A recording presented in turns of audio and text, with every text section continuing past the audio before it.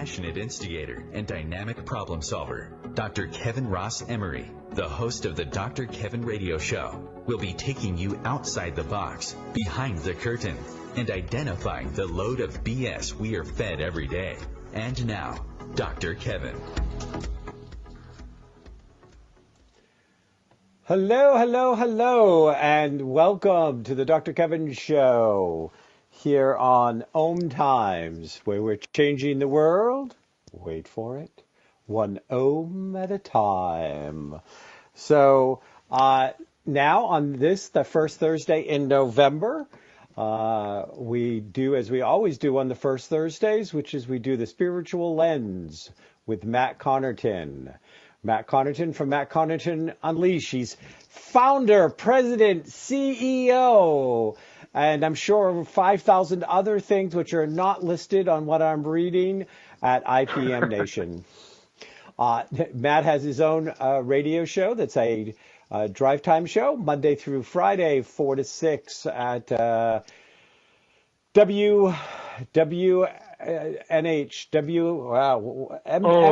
You're so close. Wait a second. I can do it. No, I can't. What is it? It's WMNH. WMNH. I actually said it at the same time you were saying it. As soon as I surrendered to my addle brainness, it came to me. What do you know? Yes. Well, you know the easy way to remember it. Just think Manchester, New Hampshire, MNH. MNH, but it's WMNH. Correct. And is that supposed to indicate like why New Hampshire? Why Manchester, New Hampshire? Is that what the W stands for? Oh, maybe. What were you thinking? What were you thinking? I like it here. I like Manchester. I know you do. I like you anyways. Thank you.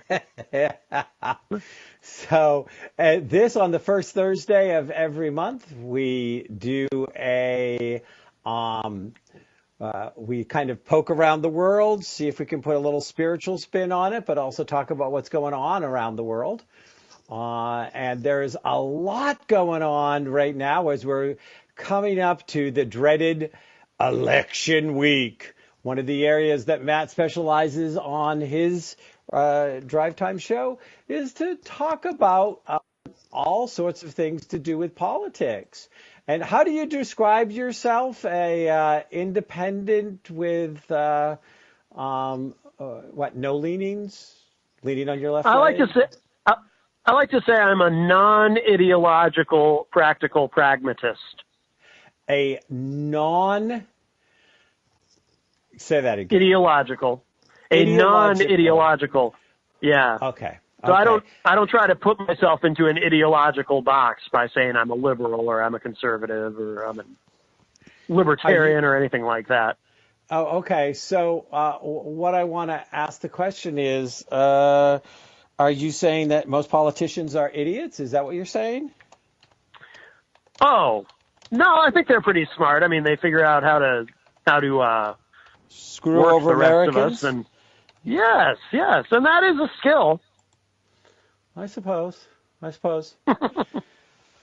All I want to know is, with a sucker born every minute, how many minutes had to pass before we filled all of America? Or at least enough of them to put up with the shenanigans that Washington has us put up with.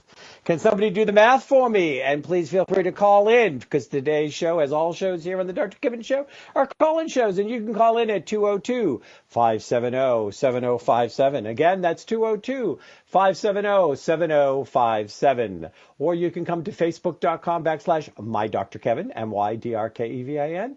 Like the page. I'm a likable guy. And you can see tonight's posting, and you can post your thoughts, your ideas, and your questions there. So, anyways, Matt, I had a couple of things that I kind of wanted to talk about, but politics is back to being a hot issue, obviously, with elections. You do a lot of politics on your show, so I want to ask you this question to start out with. What has most surprised you lately since our last show a month ago? Because last month we were talking about Let me see what we were talking about. Sexual predators. What were we talking about? Sexual predators last month? I don't remember. I It's all a think so. blur. I think we were talking about. I think we were talking about Brett Kavanaugh and Trump. So we were talking about sexual predators last month, right? Yes. Right. Yes. Yeah. Okay. I just wanted to verify. So, anyways, so what has most surprised you that's going on, and what is the hottest topic nationally and in the state of New Hampshire that you guys have been talking about for the last few days on Matt Connarton Unleashed? Not too much surprises me anymore, but I think I've been somewhat pleasantly surprised, at least, to see some of these Republicans standing up to Trump on the folly of this. He's going to sign an executive order to end birthright citizenship, which of course he can't do because that's unconstitutional, and it will be rejected by the Supreme Court ultimately if he tries to do this. And that's been a pretty hot topic because it's interesting, the political calculus here. Obviously, it's red meat for the base. He's about as likely to be able to do that as he is as likely to be able to build a wall and make Mexico pay for it somehow. But he has a base that likes to hear this kind of thing. So even though, and it would be physically impossible to, the other big promise that he made recently was this middle class tax cut. When he first tried to roll that out, which apparently surprised everybody. He said, maybe before the midterms, and he said that after Congress had already gone home, so it would be physically impossible to pass anything like that through Congress. So he's just throwing this stuff out there ahead of the midterms. But with the ending of birthright citizenship, that's a calculated risk, or as calculated as Trump is capable of being, because, the base kind of likes to hear that kind of thing, and you might energize some of the base. It's like, okay, cool, Trump, they'll say, okay, Trump is suggesting something that seems racist, and the base is obviously energized by that. But at the same time, some of these Republicans who are up for re-election in states that aren't necessarily always voting red, he may have actually done them more harm than good. So that was a little bit of a surprise. I honestly didn't expect I didn't expect him to go on that show Axios and be talking with I forget the reporter's name now, but be talking with him about, they're telling me I can do this by executive order, and we don't need a constitutional amendment. I can just do it. That's been a bit of a surprise, even from Trump. And it's definitely been one of the hot issues on the show. Of course, that and the terrible shooting at the synagogue and whatnot. But I've tried not to spend too much time on that because it's depressing. But, the midterm elections and all the questions around the midterms, will the Democrats take the House? Will the Republicans keep the Senate? That's my prediction. That's also a big topic. Chris and I were kind of talking about that before the show. But, in the Trump era, there's always a million things going on at once. There's always lots to talk about, and always a surprise around every corner. What do you think would most surprise you right now if it happened? Because we're not going to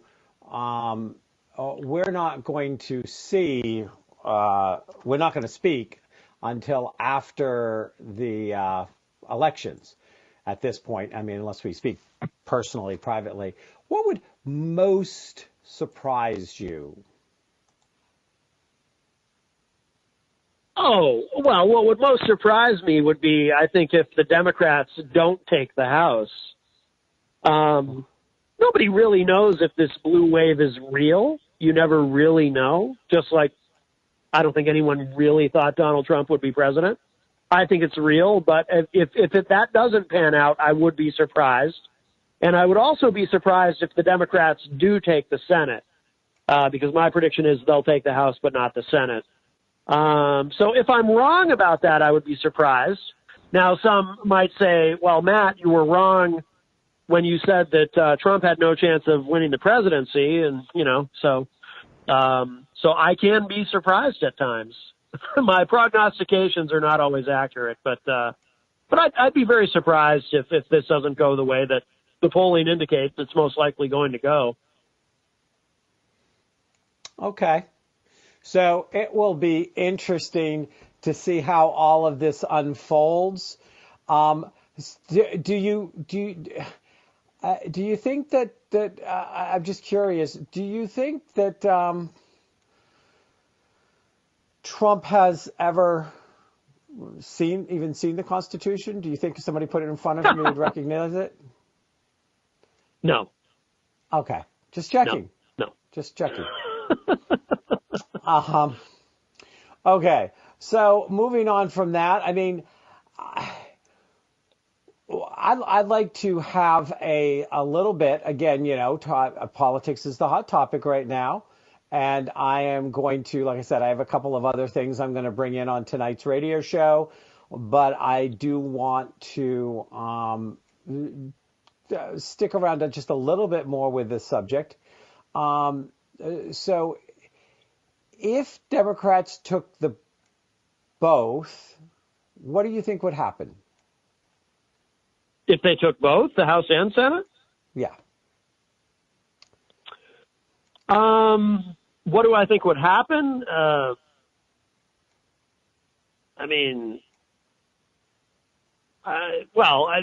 obvious thing that leaps to mind is not necessarily that I think this would happen, but it's the obvious question I think is would they move to impeach?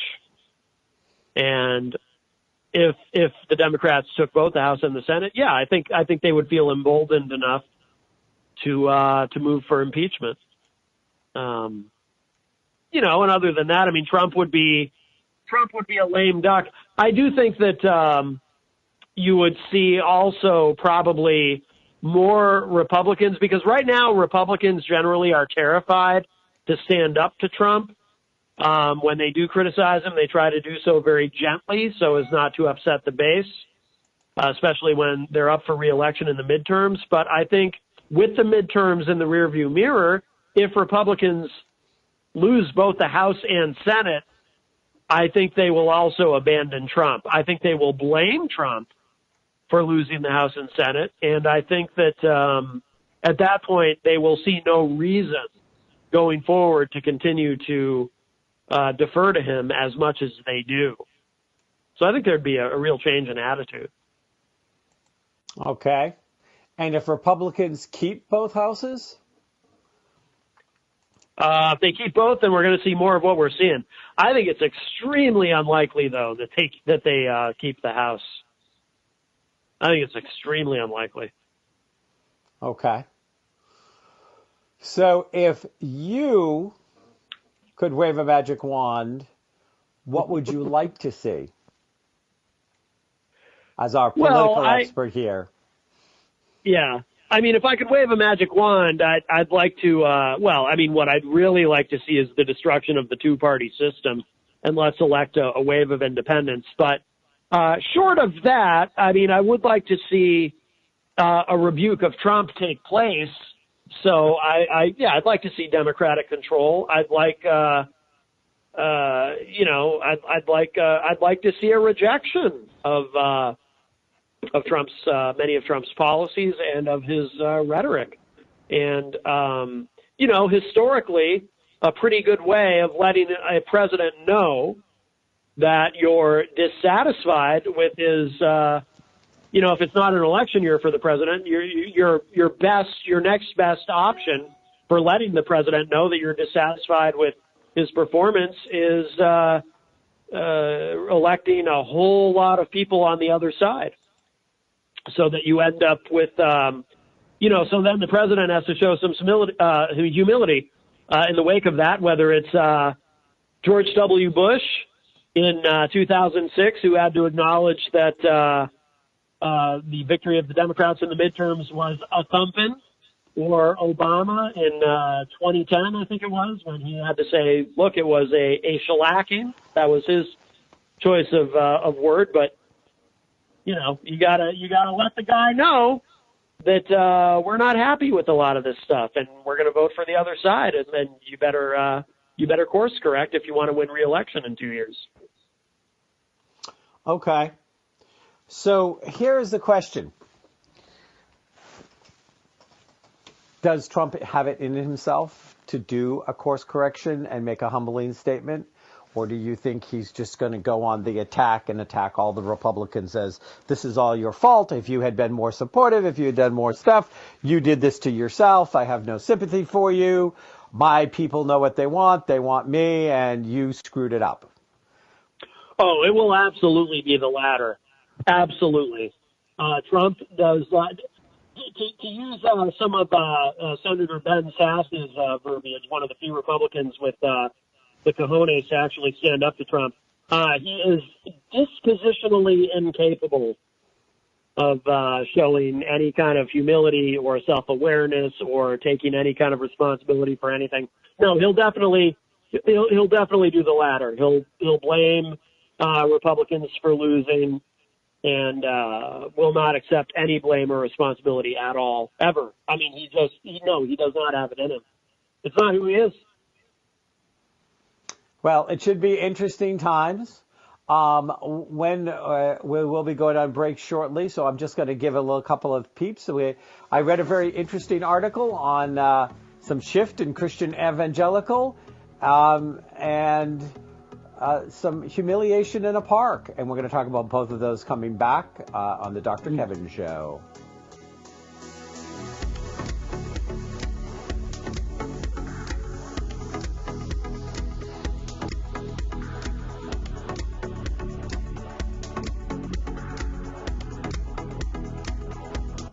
Conscious media for conscious minds. OMTimes. Have you ever wondered how to change your love paradigm? The secret key is finding a love partnership, not just a regular connection. How do you find these? Through conscious relationships. Ascending Hearts Dating is a dating site for people like you that believes in second chances and a different type of spiritual connection.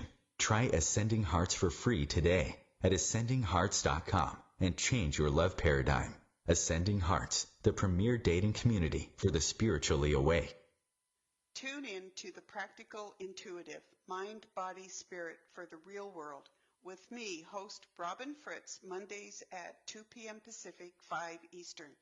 I'll cover personal and business intuition, animal communication, mediumship, space clearing, past life regression, shamanic insights, energy healing, soul choice, and more, all to help you tap your own intuitive and healing skills. No ifs, ands, or buts. Hi, this is New Age Grammy winner Paul Avgerinos. Thanks for listening to OMTimes Radio, and please support my peaceful healing music with a purchase at iTunes, Amazon, or wherever you shop for fine music. Just put my name into the search engine. Paul Avgerinos. A, V like Victor, G like George, E-R-I-N-O-S. You can also visit me at roundskymusic.com. Thanks for listening, and I'm wishing you the brightest of blessings.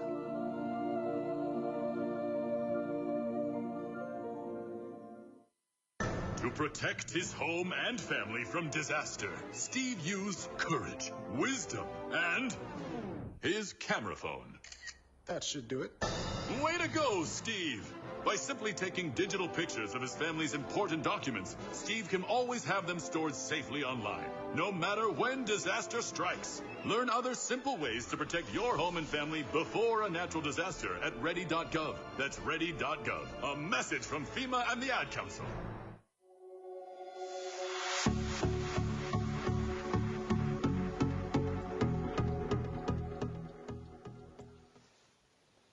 Hello, hello, hello, and welcome back to the Dr. Kevin Show here on OMTimes.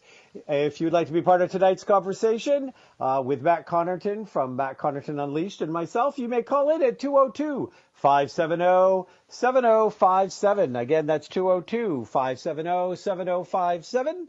or you can come to facebook.com/mydrkevin.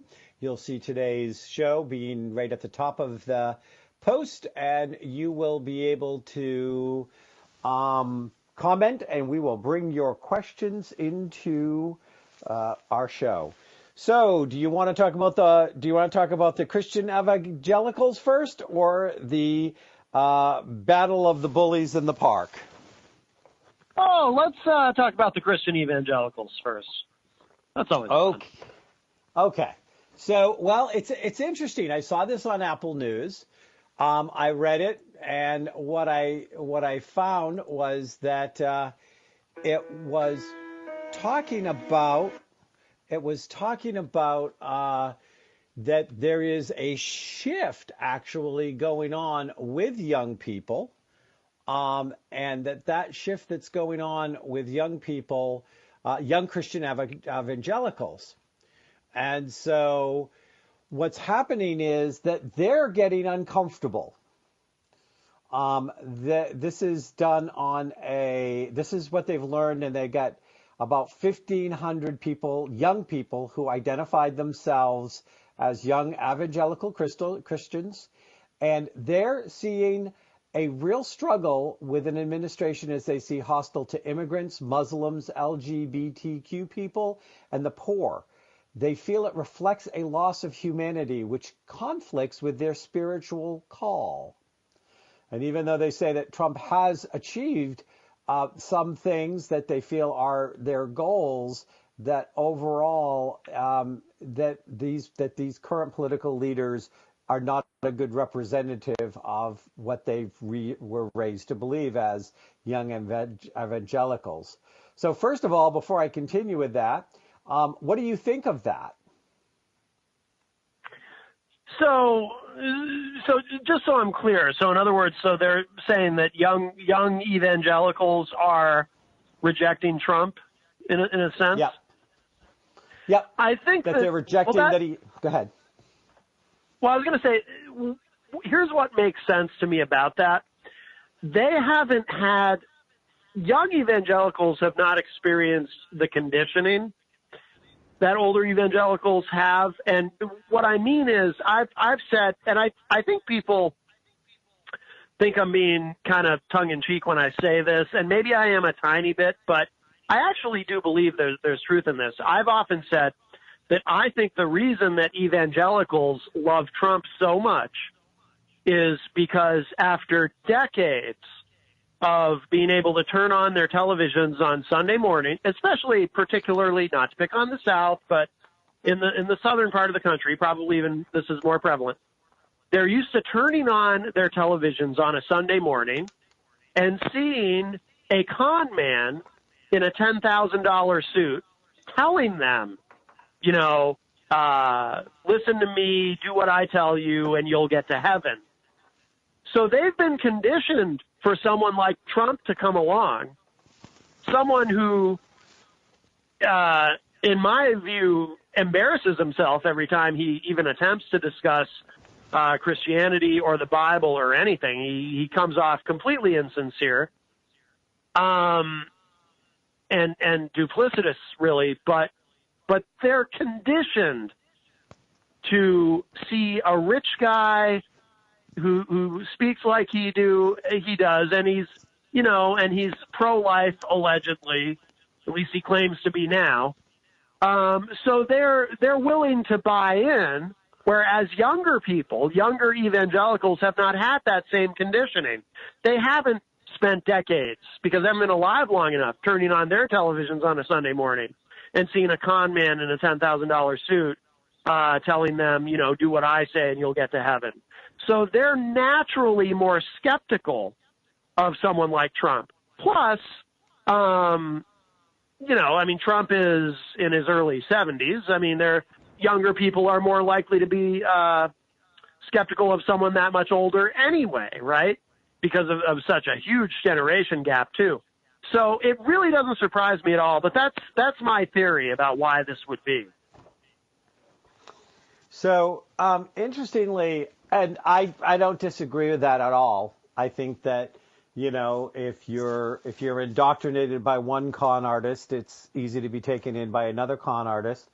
And let's face it, the con artist in the $10,000 suit is as much a hypocrite by building the $5 million mansion when he's asking people to donate 10%, that may be the difference between how many meals they eat or not that week, so he can buy a $5 or $10 million mansion. So they're used to being screwed over and buying hope. Right. So I would agree with that.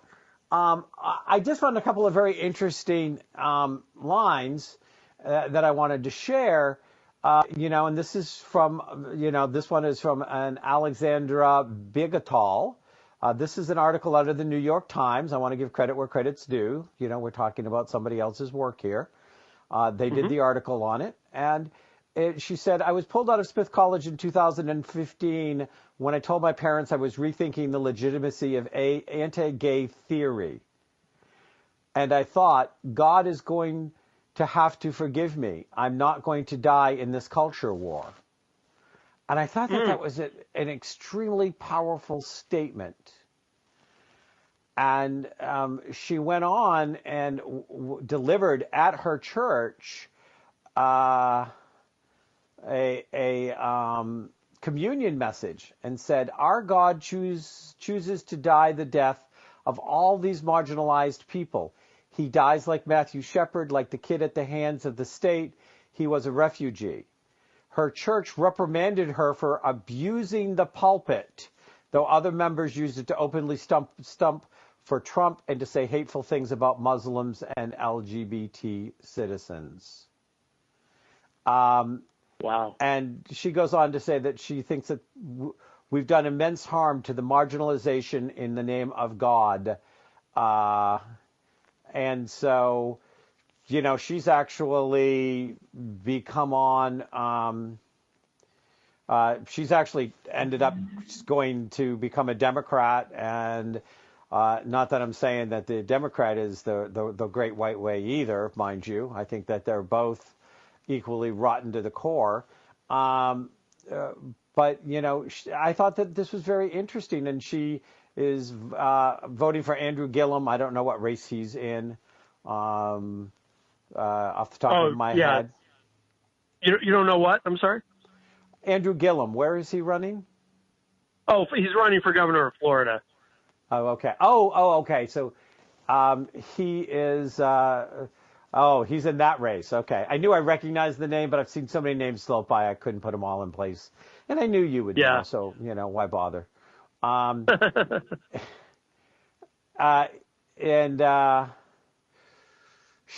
of her closing things is it's more realizing you could be practicing something that isn't even Christian at all by supporting this bigotry-based Christian evangelical. But this was, some of those were quotes by her, but this was an overall view by, again, talking to over 1,500 young people that all classify themselves as young, being raised and being young evangelicals. So I think that it's interesting. I take great hope that the young people are not just drinking the Kool-Aid, that they're at least questioning in some way, shape, or form what's going on and what's happening. If you'd like to weigh in on whether you think that hate is a Christian value that's being demonstrated in some of these, anti-immigration, anti-this, anti-that, please feel free to call in at 202-570-7057. Again, that's 202-570-7057. If you think that there is a justification to the $10,000 suit, well, people in his congregation are starving. Call in at 202-570-7057. We're welcome to your opinion as well. So that was the first of the stories that I wanted to bring up. And then the next story that I wanted to bring up that I found kind of interesting, and I'm calling it the bully on the playground story, But it really is. There are these women who had their daughters out at a public park. Did you hear about this? What I'm talking about? No, I don't think so. I mean, these types of stories seem to come up a lot lately, but I don't know that I've heard this particular one. Okay, so these mothers get together and have a mother-daughter play date in a public park. And these are little kids. These are like 2, 3, 4-year-olds. And a mother showed up with her young son, who was like 3 or 4 years old, and they asked her to leave. They told her that this was for mothers and daughters, and that it would negatively impact them at a public park by her having her male child there, who was all of 3 or 4. Bizarre. and claimed that they were just trying to, trying to stand up for, all of the marginalization that has happened to girls, and that this is how they were doing it. Public humiliation as a child punishment and girls-only play dates. I got this off dearly.com. It showed up in a few different places, but I've been reading about it. So there were lots of opinions on this. What I want to do is, what do you think the opinions said? And what do you think of this? And what would you say? Well, I would say it's just bizarre. I mean, that's a very strange way to stand up for the marginalization of females. I would hope that would be the majority opinion, that most people would say, this is just kind of weird. Why would you do this? I would hope. I have a terrible feeling I'm wrong. Actually, you're not. Okay. And the funny thing is, a lot of people stood up. A lot of people came out, and a fair amount of those were women, and women that even identified themselves as feminist, and basically said, that this is the kind of action, no matter who you do it to, that started the trouble in the first place. Right. Yeah, of course. Marginalization is marginalization, and that is marginalizing this. I mean, like, this 3-year-old hasn't been like, abusing women and putting them down and treating them like second-class citizens. I don't think. Right. So, so the question is, just how crazy, just how crazy is this? And do you think that they were trying to make a difference? I mean, do you think that they really thought that, or were they just trying to create a reason where they just had a us-only park day? Like, we just, I'm hanging around with my best girlfriends, and I just don't want anybody else around, because then I have to watch what I say and what I do. And this is just a good way for me to, create it.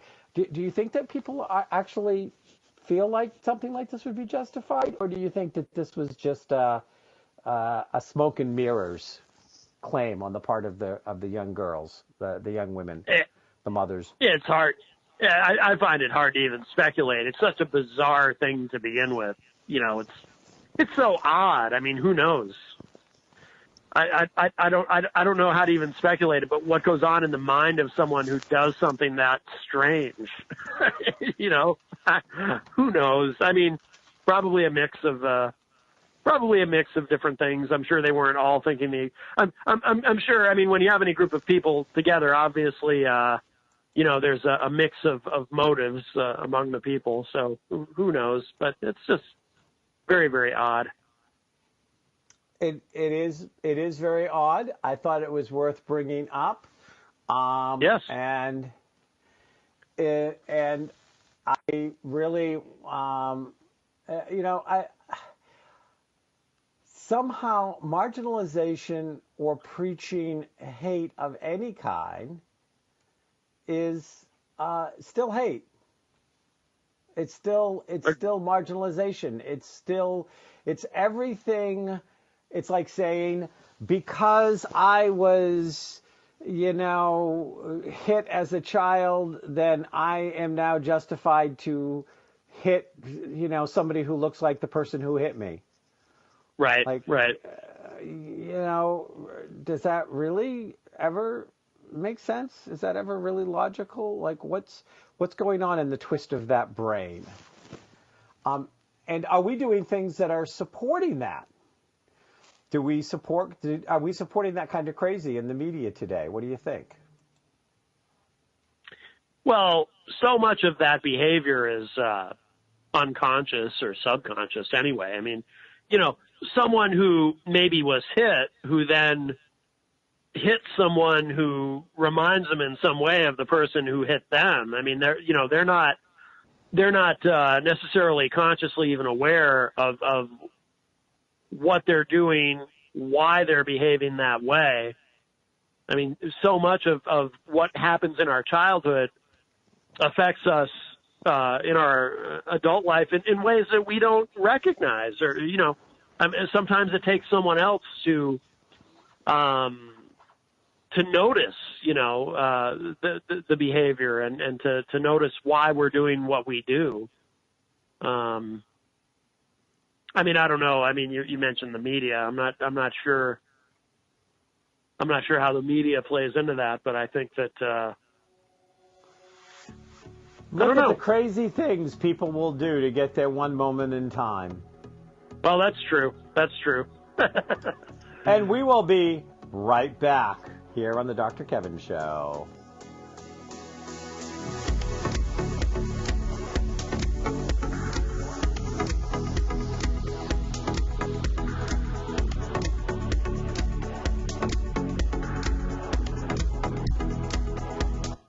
The Real Conscious Connection. OMTimes Radio. IOM FM. The number one reason girls drop out of school in sub-Saharan Africa is lack of access to feminine hygiene products. The Pads for Schoolgirls Project, an outreach of Humanity Healing International, is changing this paradigm by setting up sewing programs at schools, teaching girls a vocational skill, while producing the reusable pads that help keep them attending classes. The girls pay it forward by making and giving pad kits to other girls in need. To learn more, visit humanityhealing.org. Humanity Healing is where your heart is. Hi, I'm Kelly Fox, host and astrologer of The Astrology Show.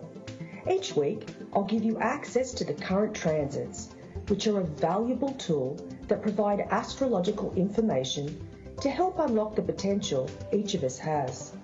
Understanding the stars can help steer us in the right direction to make better informed choices. So if you're wondering what's going to happen in your week ahead, be sure to tune in to The Astrology Show for guidance, Mondays at 9 p.m. Eastern Time.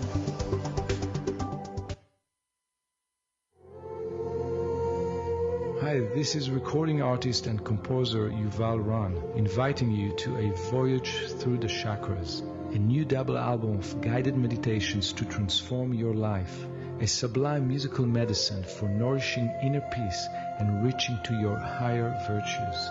Get it now at metamindfulnessmusic.com, METTA mindfulnessmusic.com. 911, what is your emergency? My kid shot himself. All right, where's the wounds? 911, what's your emergency? Please help, my son shot his brother. 911, what is your emergency? Okay. 911, please state your emergency. Every day, 8 kids and teens are unintentionally killed or injured by loaded and unlocked guns. It wasn't locked. Learn how to make your home safer at endfamilyfire.org. Brought to you by the Ad Council and End Family Fire.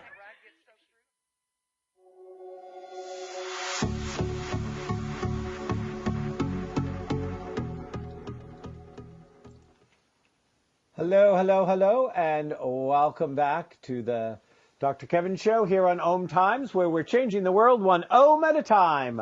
On tonight's show, as always, on the first Thursday of every month, we have Matt Connarton from Matt Connarton Unleashed.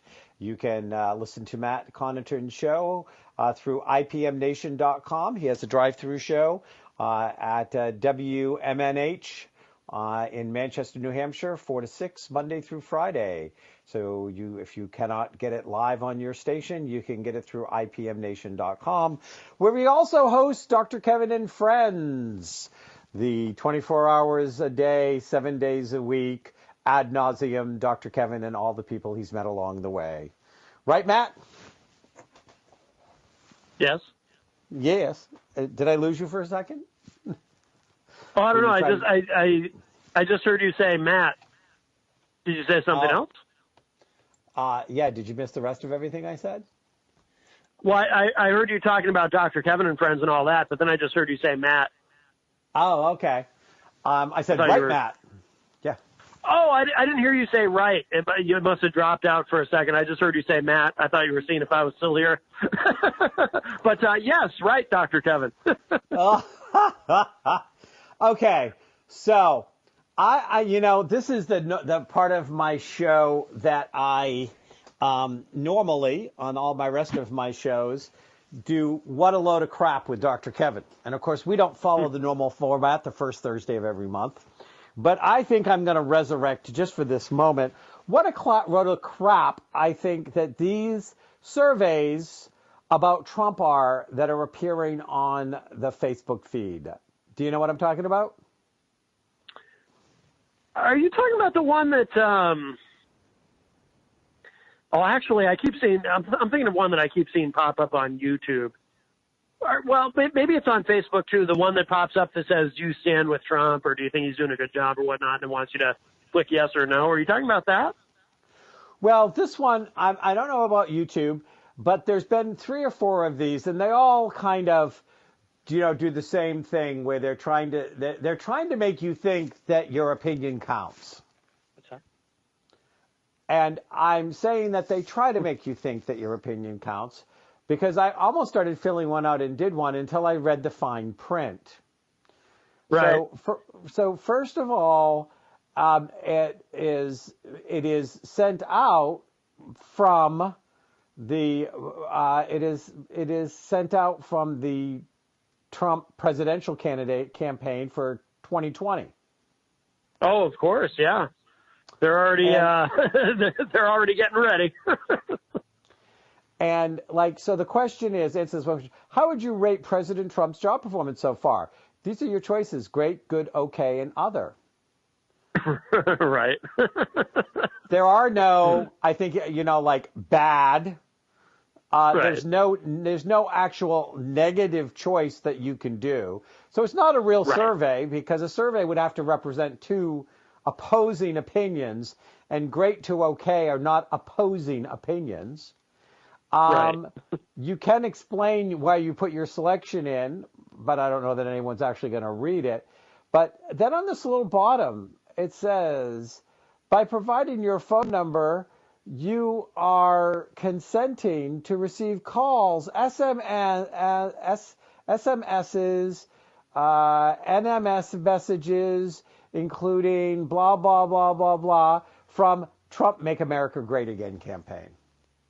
Mm-hmm. So they're fishing to harass you. Of course. They're not giving you an option of anything. I mean, because when I was first said, there's somebody that's actually wanting to say, do you think Trump's doing a good job? I thought that it may, foolish. I can be naive sometimes. I can. It's hard to believe. I thought that actually somebody really wanted my opinion. I thought that maybe this was some independent that, and then when I realized that there was no way to give an honest opinion unless you thought he was fabulous, or stuff like this, that I started to read all the fine print. So I wanted to bring this up because it's a load of crap that I would hope that the viewers would not get sucked into. Because you may think that Trump is the most awful president going, but if you fill this out, you have set yourself up to have to be fumigated off all of the ways that they contact you. And I'll bet you that it takes 2 to 3 times before you actually get off. I would bet my bottom dollar on it. It won't even happen the first time. You'll still get it. So I just wanted to share that. If you are on Facebook and you see one of those, you can poke your head in and look at them. This is the official presidential job performance survey. How would you rate my performance so far? Please take a moment to qualify. Please take a moment to take the one question poll today. And of course, we all know that Trump does not accept any kind of critical feedback, even if it's positive critical feedback, as long as it's critical. If it's anything other than Hail Mary and oh God, Trump saved the world, then he's not going to hear it anyways.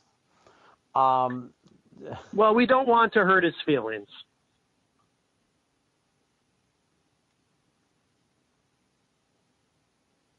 Isn't there an assumption there that I don't think you can prove? That he has feelings? Yeah. Oh, sure, he has feelings. I mean, he's clearly incredibly insecure. He's known to have anger. Okay. He has feelings. He has emotions. They're just all negative. That's all. So you look into these things. So you look into these things more than I do. And so I have to ask you this question while I have you here, because we slid back into politics. But this is the last show that we'll do together before this next set of elections. So I'm gonna dive back in for a second, because Andrew Gillum's name came up. What do you think of this Florida race? And do you think the guy really was trying to speak in code, and he really was trying to be subtly racist to fire up the bigots in Florida to come vote for him? So when you say that, I assume you're talking about Ron DeSantis's, and Ron DeSantis, of course, is a Republican nominee. You're talking about his comment that he was talking about Andrew Gillum, and he said, we don't want to monkey this up. I assume that's what you're... Yep. Yeah.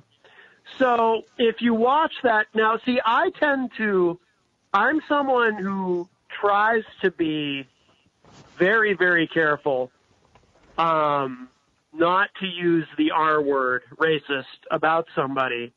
Unless it's... Because sometimes people... Like for example, I actually stuck up for Megyn Kelly recently, because I don't think she was trying to be racist with what she said. I think she was just being a little naive and so forth.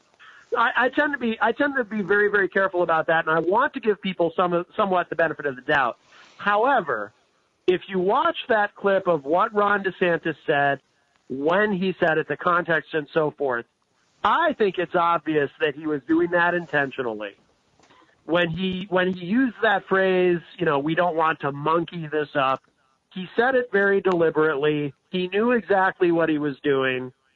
And I think that he probably figured that not only is it a good dog whistle for some of his base who may not have realized, because there may have been people who are Republicans who would obviously vote for DeSantis who didn't necessarily, you've always got people who kind of pay a little bit of attention, but not too closely.